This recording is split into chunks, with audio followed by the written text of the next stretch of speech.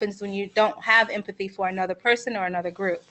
I think the comment that you made about look at the policy to see if something about sexual orientation and saying things like that's so gay, if that's part of that that bullying policy or that harassment that's there, to take that back a step too, looking at the like the R word campaign through Special Olympics. A lot of schools don't consider using the R word necessarily as something that is, of course it's derogatory, but it's not necessarily harassment in the way that it is written in a book or in their policy. And so that's kind of one of my pet peeves is any school that I'm working at or go into that I like to make sure that we have that listed there because that's really important. And it's not a word that is as commonly used as it was 3 years ago based on the efforts of the Spread the Word and the Word campaign, but it's still something that's there and what we have to continue to address. Same thing with the that's okay kind of comment. I don't think we hear that or see that as much anymore with more inclusiveness overall, but it's still something that we have to make sure that is there. So historically, we don't go back to that and we don't resort to those kinds of things. And I think part of that relates to, and I don't want to overstate this, but I think the leader of the school kind of sets the tone for the culture of the school. Absolutely. And if he or she let things slide with different keywords that shouldn't be used, sets a standard for. And I was thinking about a situation where in a boys' PE class where the teacher's calling roll, it's male PE teacher calling roll, and 4 or 5 of the boys are yelling yo here and stuff like that. Then we have a young man that has an effeminate voice that says here in a higher voice, and the boys start laughing at him. That's an indicator for the teacher to intercede immediately or pull back tacitly and just say, okay, let's go on. Well, that immediately empowers those boys who are bullying and harassing that kid. But if it said, all right, now you can do whatever you want to say as far as your admonishments are concerned, but that needs to be addressed in one form or fashion like that. So I think the principal of the school kind of sets the tone what's going to be tolerated among his or her staff when it comes to what's going to be tolerated in the classroom by the teachers. Another thing too is to not make those statements. So you have to intervene, but also you yourself as school professionals or teachers shouldn't provide any type of gendered statements like boys don't wear pink or girls can't play football. It limits student aspirations, but it also says to people who are in the class that, oh, and if I see a boy wearing pink, then, you know, now that's a target for bullying because it's not acceptable. And an adult has modeled that for me. And I'm just so glad. I mean, my son is 2, and every time I go pick him up from daycare, he's wearing a UK cheerleader outfit. And he just enjoys it. And I'm glad that I'm not in a school that says, no, you can't put that on, take that off. You know, all of a sudden it becomes, there are value statements placed with that, what's right and what's wrong. And so when you don't place those out there, it doesn't give bullies ammunition to be able to use that as fuel. I think gender roles are often related to age of individuals too, based on the way that you were raised, based on the era that you grew up in. I think we see more strongly defined gender roles in older individuals, and so those are sometimes placed back onto kids from older administrators or older teachers, like boys don't wear pink, whereas maybe younger individuals who didn't grow up with that same kind of strict gender role, the man works, the woman stays at home kind of thing, that we don't see that as much. So that's just anecdotal things that I notice myself. I do think it's pretty accurate. Yeah. Also develop classroom agreements that respect all people, and talking about having everyone in agreement, the fact that we're going to respect all people and that this is what respect looks like. Because if you just say respect, sometimes it's not enough information for people to know what that looks like. So having them define what that is also really important. And I kind of dovetail on that too. That starts with when the kids come into the school, teachers are on supervision for arrival and then also dismissal, giving high fives, hello, welcome to school to all the kids they see. So all the kids see you interacting with all the kids. And then when the teacher greets the kids coming into her classroom or his classroom, saying hello to every single one that comes in, not just those who they want to feel comfortable with, but all of them coming in there. And that sets that nonverbal standard as well, that, hey, this teacher, these principals, these counselors, these custodians, these librarians, these, you name them all, love all these kids. And I think that sets that culture again, as opposed to I'm going to talk to these kids and not these kids and whatever. Just like John said earlier too, you have to interrupt the teasing and name calling, not just when it's convenient. Yes. Answer questions about diversity in age appropriate ways. So if you avoid answering questions like, what does gay mean? Then it sends a message to students that being gay is bad or shameful. But one thing about this is that I know it's kind of a touchy topic in some schools, whether or not it's a topic that's addressed. I don't know how you've seen this addressed in your work in the schools. Yeah, it's typically avoided. Yeah. It's not something that people want to talk about or feel comfortable talking about. And that creates a school environment that doesn't feel inclusive or safe to kids who may identify that way. And then reduce relational aggression in both boys and girls equally. And if you just label it as a girl only issue, it's a disservice to boys. So don't just have girl groups and only talk about is relational aggression or, bullying, and then have boy groups if you're a professional and only talk about physical aggression. It needs to be talked about. All of it needs to be talked about with everyone.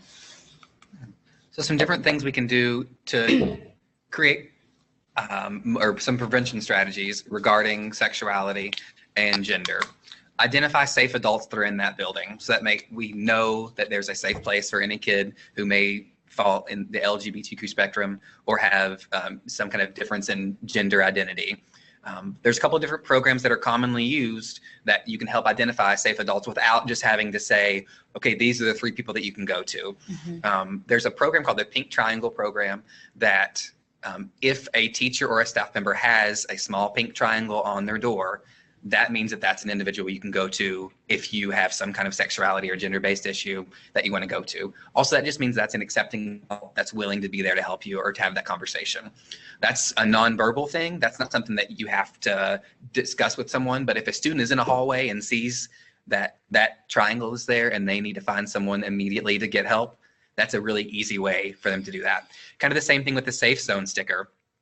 The Safe Zone sticker has its little logo, but then it also says a person with this symbol will be understanding, supportive, and trustworthy if gay, lesbian, bisexual, transgender, or questioning youth need help, advice, or just someone they can talk with. It says it very explicitly underneath the logo to say that this is what this means and you can come to me at any time.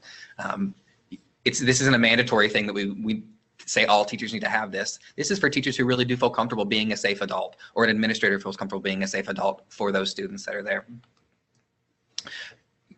Going out of an extra step to create support groups or counseling groups. Most all high schools have GSAs.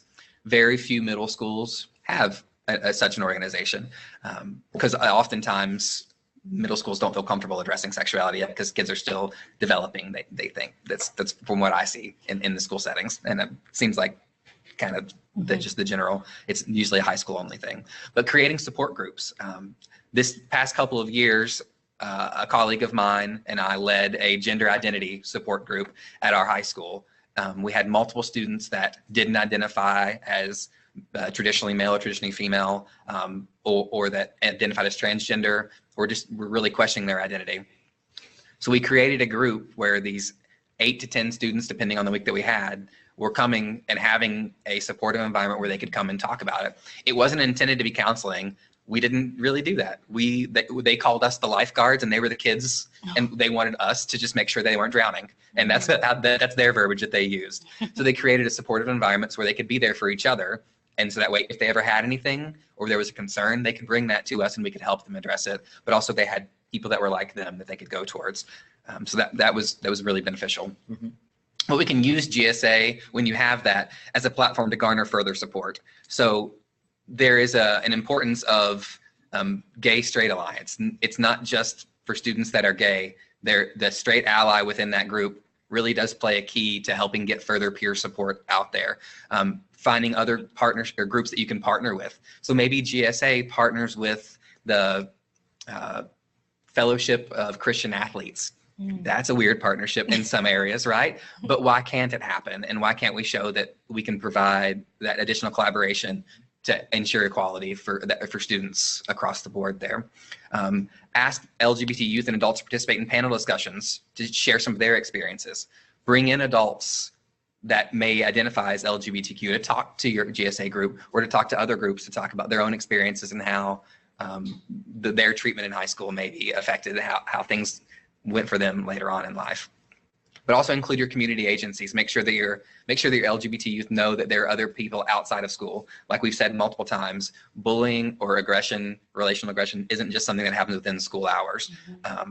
Bullying itself, by the definition, is, but these other things aren't. Make sure that kids know where they can go if they need support outside of where you are. So for some solutions for different racial and ethnic groups, adults can facilitate healthy relationships among ethnic minority and majority youth by teaching and modeling tolerance and appreciation for cultural differences. I think the biggest problem, issue that I see often is that race is something that people don't talk about. There are a number of colorblind folks that feel like it's best to not see race and to treat everyone equally without identifying the fact that everyone comes with their own things. And when, again, just like LGBT stuff, if you don't talk about it, it becomes something that's taboo, and you aren't really appreciating what those students are bringing to the table. So it's really important to identify, acknowledge, accept, and appreciate the cultural differences that people are bringing to the table. I think a lot of times people from the dominant culture feel like colorblind is a good thing. Right. They're like, oh, this is great. I don't see color. Yeah. When in actuality, it's kind of bad. Yeah. And the only reason why that is because, I had to tell my daughter's teacher this, is that my daughter is going to experience their classroom very differently than the majority or the white student that's sitting next to her. And so you have to be aware of what she's coming into the classroom with and appreciate her history and her background just like you do the other students that are here. When you ignore it, then when she has a racialized experience in your class, it doesn't feel like a safe space for her. It doesn't feel like a place where she can maybe come and talk to you about that because it's something that is ignored. Absolutely. And so that's huge in making sure that it's something that's talked about, especially I think it's hard, especially in high schools, and I think in today's climate, to have conversations around race, but I think that we have to have courageous conversations, and we need to have more training in schools around how do we, because things that happen in the community definitely spill over into schools and classrooms, into race-based bullying incidents. And so we need to be able to identify and address them when they do occur. And that means I think we need more training in how do we actually talk about this stuff? Because I know I didn't get any training on how to talk to kids about it. And it's a very emotionally charged type of conversation that occurs. And my husband's a teacher. His school tried to have these conversations, and I think they did not go well. And I think it's just making sure that you have the appropriate training and support in order to move forward. But that's really just about having conversations about that stuff, but really acknowledging the racial background of the students in your classroom. I might add a commercial here real quick. The Center for School Safety has a group of people that go around school districts having courageous conversations. Nice. It's a multi-diverse group of people that come in and have these conversations with faculty members, and they get straight to the point in exposing some of the more what do I want to say, covert race type things that occur, calling them out and saying, here are some things that you need to be aware of. And we've had great reviews with these. We've been in about 10 school districts with this Courageous Conversation program, and it's working well. So call them and have them, and have them come out. Make sure you have programs that disrupt long-held racial and ethnic stereotypes. It'll be interesting for people to be able to see each other in different lights. So I know that Center College just had they stopped classes for half a day. They never stopped classes to have this very exact type of program. And so they had a sit-in where minority students there, I think, were not having good experiences. But it was interesting because as I saw the different activities they had people from dominant culture sitting in rap classes, learning how do you write the lyrics to these types of things. Or they had people engaged in other type of ethnic types of things. And so it was very interesting for people to engage in cultural things and to see people engage in cultural things that may not have aligned with their own culture, to really try to break some of the stereotypes that people have about each other, to really facilitate learning. And it's, I think when we don't learn and we ignore that, the differences in the groups gets bigger and bigger, but the more that we open our minds and talk about it and learn, the closer and closer together we get. For assessments of bullying should include questions on racially, ethnically, and/or culturally based bullying and victimization. So if you are going to do a bullying survey at your school, make sure that you include these types of questions. You can even also include questions related to gender, related to sexual orientation, gender identity, to identify what types of things are happening so that you know where to move forward and what places to really focus your attention. Evaluations of interventions designed to address issues of ethnic discrimination are not actually available and need to be conducted. So we have a lot farther to go when it comes to looking at racial bullying and harassment and discrimination and ways to really improve that. Can I add a little bit something to that? Yeah. Recently, I've been confronted with, or I guess the word is, became aware of school districts using resiliency screeners that they do after the first 30 days of school, which gets into measuring 13 different types of issues that kids can experience, I guess it is, from depression, anxiety, stuff like that, and being bullied and being subjected to prejudice behavior, things like this. And teachers are giving out a printout about each kid in their class and where they're trending as far as these measurements are concerned. And Joe Varjone was one that introduced me to it from over in Louisville, that this gives teachers a heads up that this kid feels like he's being picked on, or she's feeling like she's not worthy, or they have no resiliency here, or they have a bad self-concept. So when you start looking at bullying issues there like that, sometimes these kids see themselves as victims before they are actually victimized. And the catchphrase is they bring it on themselves, which I don't buy into, but that's a perception that's out there. And these resiliency screeners can also be a tool that can be implemented that gives some people an opportunity to get a head start on that. Mm-hmm. So some prevention strategies related to race and ethnicity: enforce policies that ensure equal treatment for everyone.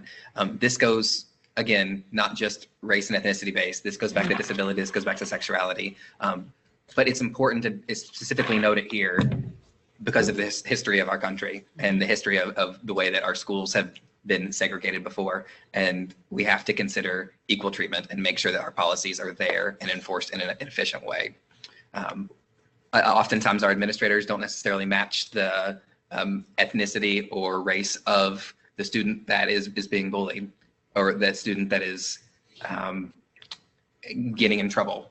A lot of times we see that our disciplinary statistics indicate our students that come from minority backgrounds have much higher discipline referrals.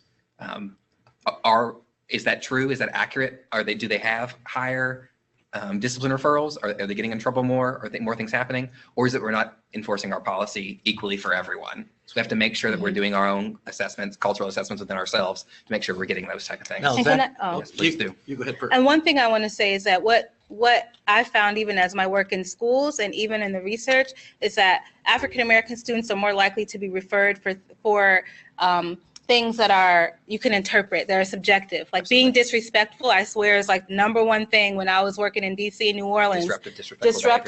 Disrespectful behavior. Yep. Like, what does that look like? But then white students, it's more like, oh, they were smoking in the bathroom. They were skipping class. So things that were very objective. So thinking and looking at those more subjective things and really operationally defining what those things look like. And then, of course, enforcing it fairly, because that's the catch-all box, I believe, for African American and minority youth, is that disruptive, disrespectful behavior piece. You know, when I look at the number of discipline referrals that have come into my offices over the years, you would have an African American kid that would be referred to by a specific teacher on a frequent basis, but not by the 5 other teachers. So the problem is not the kid, in my opinion, it's what's going on with that teacher. And so administrators sometimes need to be a little bit more aware that they've got more tools at their desk if they're willing to open their eyes and look at these issues like that. And Sakara, you brought up a good point years and years ago, when my ego was a lot more fragile than it is today. A kid called me a dog in the hallway. "Sup, dog?" And I was an African American kid, and I thought, oh, he's just highly disrespectful to me. You know, I got my tie on, I'm his principal, stuff like that. Well, the lady who was referred to as my work wife, Barbara Gateskill, who was an African American lady that I've worked with for 30 years as my associate, and still worked with me, bless her heart, said, "John, you need to get over that. That's just what the kids say in their neighborhoods and stuff like that." So when the kid called me, he liked you. Yeah. And so he called me a dog in the hallway. I said, "Hey, that's Mr. Dog to you." And so that kind of broke that barrier there, and I had to get over myself once again on those things. But I go back to the point that I think school administrators need to be aware of who's sending these discipline referrals in on the kids of color. And is it across the board? Then that's one issue. But if it's coming from 1 or 2 individuals, then there's another issue to be looked at. Does that make sense? Absolutely. We have a comment from online, and the comment is from Jay Carl. Including the accomplishments and contributions of people of color in school curriculums would be much Absolutely. better than programs where only a few people may attend or participate. Mm-hmm. Absolutely. Yes, definitely we agree. Great idea and suggestion. Yeah. You know, it was interesting, and I won't mention the school, but we always tried to, during the month of February, which is traditionally the African American History Month and stuff like that, which should have been a 365 days a year program there. But we left from having what we call a Black History program to a celebration of cultural backgrounds and stuff like that. And we would have white students that would ask to be removed from, not removed, to go home early. They didn't want to go to that program and stuff like that. And so we stood our ground. We said, we're not going to let you go home for that. That's an unexcused absence. This is an educational situation like that those kids needed to hear and see what was going on. And we had Black choruses from K-State in there. We had Indian children representing their culture. And we had all the different types of cultures we had being this celebration of cultures. And this was not an excuse for the white kids to go home and watch videos and stuff like this. This is a time to learn something like that. So our administrators who are listening to this, I strongly ask you to consider, if you have programs like that, it's good for everyone to hear that no matter who you are. And so stand strong. And also thinking about the curriculum, just making sure that, you know, it's like you said, that it's not just February, that you're able to have these conversations, and that when you're teaching and talking about different ethnic groups, it's not from a place of stereotypes. And so I know when my daughter came home talking about Thanksgiving and she thought that Native Americans just wore headdresses and pants and walked, you know, I said, I need to have a conversation with this teacher, because I need her to be able to, and even in kindergarten, to be able to have a developmentally appropriate conversation about what Thanksgiving is, about the Native children's perspectives and what happened and all of that. So I'm like, and even if you're a parent, right? Even if you're a parent, making sure that when you see things that are coming up, that you are addressing it at the school level, that you bring it to their attention, that these stereotypes and things are occurring. Because I told her I had a Native American student who was a research assistant, and she said, oh, does she wear the head? I was like, we have to have, now I have to reteach you everything about what this means, you know? So it's not only our job as folks who work in schools, but as people who are a part of the community, to be able to challenge those stereotypes and provide a more well-rounded picture of different groups. Absolutely. Part of what we need to do also is listen to all stakeholders when considering race and ethnicity. Everyone needs to have a conversation, whether it's you get a group of African American students together and say, it's okay to talk about how you feel like you're being treated right now. This is a safe environment and safe space. We want to make sure that everything is equal here. Having their parents as part of that conversation.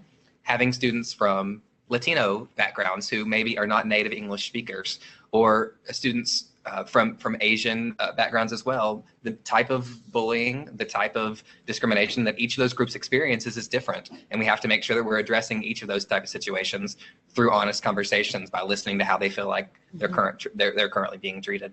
And there's some zip code discrimination too that takes place, where you have white kids come from an impoverished area that are being made to feel subservient type of status in their group there.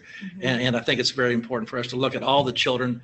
Of course, your children of color, obviously, your children who have different gender identities and things like that, but also children of poverty that may feel like they aren't worthy of being in the school. Yeah.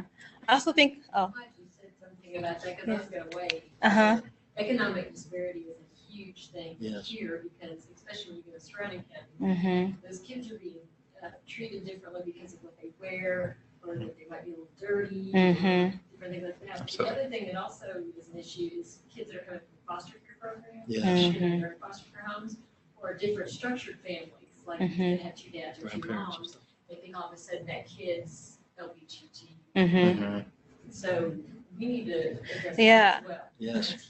It's interesting. So the comment was just talking about different socioeconomic statuses and the fact that kids come to school and may get bullied because of their clothes or because of where they come from. And it was interesting because I saw a story that was from New York, and apparently it was a school, and kids were in low-income school were getting made fun of because their clothes were dirty, and the principal bought washers and dryers. Yep, for them to have at the school, and the kids could use them freely if they wanted to, and it was a way to really to help, because there's no way, you know, community-wise you can give them that, but to be able to have a place where the students feel like they can take care of themselves was really nice for them.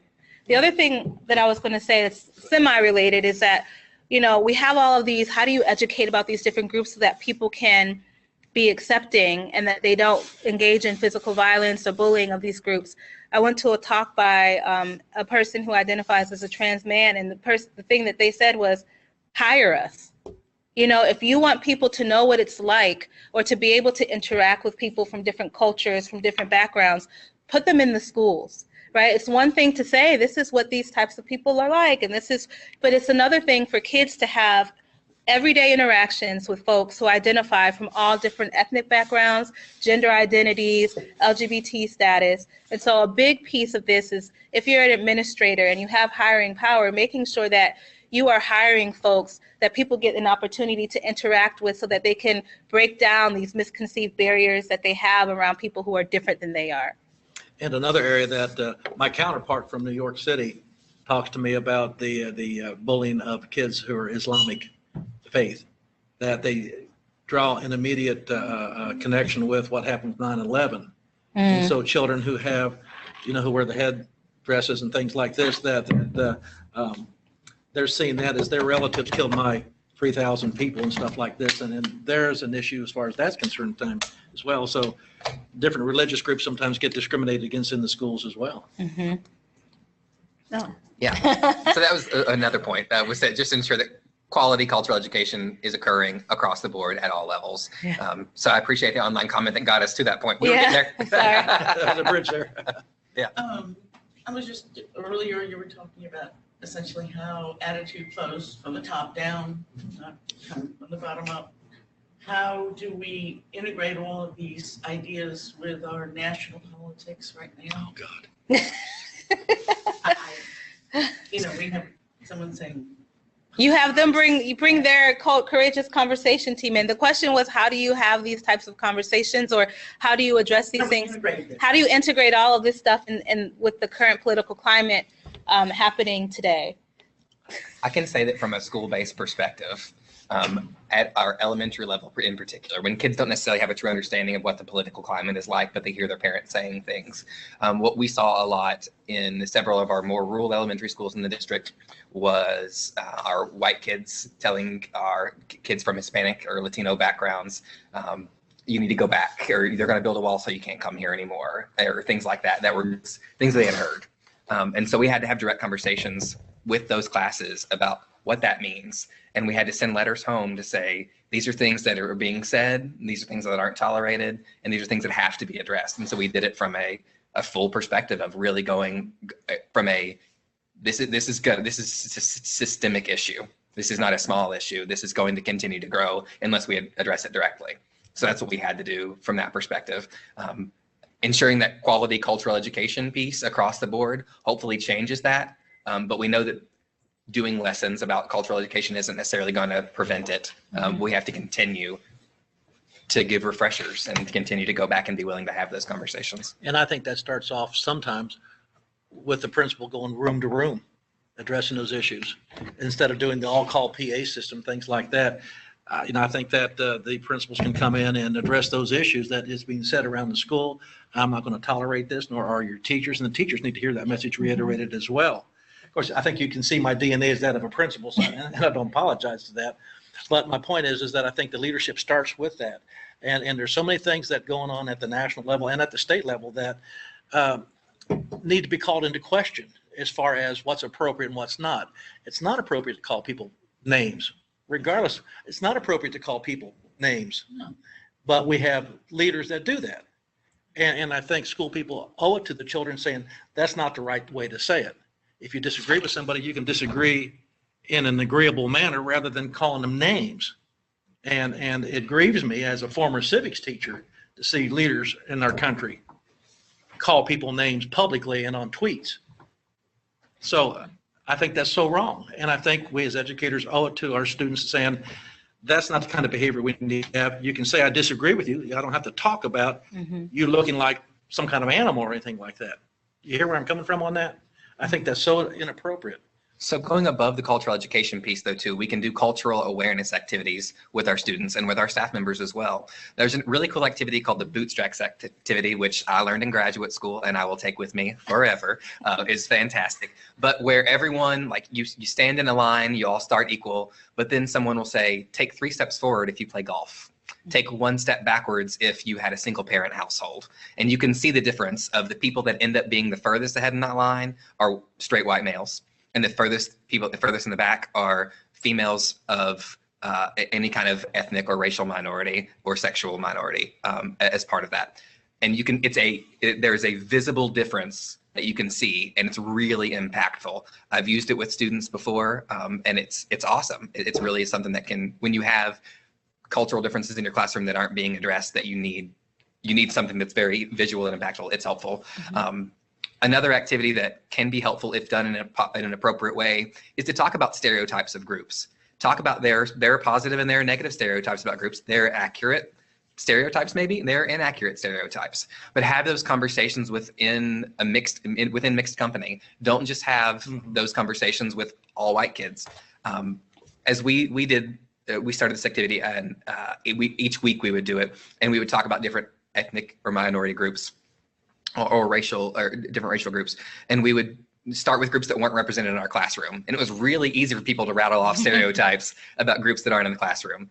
But then we got to talking about Latino and Hispanic students. Well, there are other Latino and Hispanic students, so they were okay sharing stereotypes they'd heard about their own cultures, but the white kids didn't feel so cool about that. And then we got to the dreaded one, which was the very last week of talking about stereotypes of African American and Black students, and so that was really hard to talk about, because our culture says that we don't talk about that in mixed company. Mm-hmm. But having that open dialogue between, let's talk about what's out there, what's right, what's not, and what we feel like is offensive to us, it was really, really good. And you can do that in high school settings if it's appropriately led and you have good supervision and someone who's comfortable enough to lead that difficult conversation. Mm-hmm.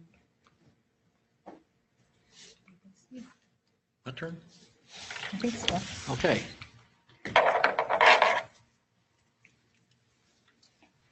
Obviously, I think we've highlighted the fact that this is a very high-profile issue.